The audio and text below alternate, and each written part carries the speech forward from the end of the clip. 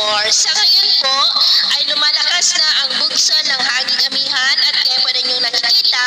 ay umiihip na po dito sa buong Luzon, habang ang shoreline naman ay nandyan po ngayon sa northern part ng Visayas at easterlies naman ang nakakaapekto sa ilang bahagi ng Kabisayaan, at ang Intertropical Convergence Zone ay nag-i-extend po ngayon sa may Mindanao. At sa ating long range forecast, maliban sa posibleng pamumuo ng mga low pressure areas sa silangan ng ating bansa, sa susunod na mga araw ay wala naman pong malakas na sirkulasyon o malakas na bagyo na namamataan na tatawid po dito sa ating bansa for the next 2 weeks. At sa lagay ng ating panahon ngayong hapon, dahil sa Amihan shoreline, ITCZ at mga localized thunderstorm ay cloudy skies with isolated rains sa ilang bahagi ng Cagayan Valley, Cordillera, ilang bahagi ng Ilocos Region, ilang bahagi ng Central Luzon, Calabarzon, ilang bahagi ng Camarines Provinces,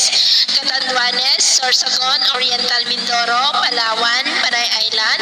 Negros, Cebu, Bohol, Leyte, Samar Provinces, Sulu Archipelago, Zamboanga Peninsula, Northern Mindanao, Caraga at Sorsogon. At mamayang gabi, posible pa rin ang mga isolated rains sa ilang bahagi ng ating bansa,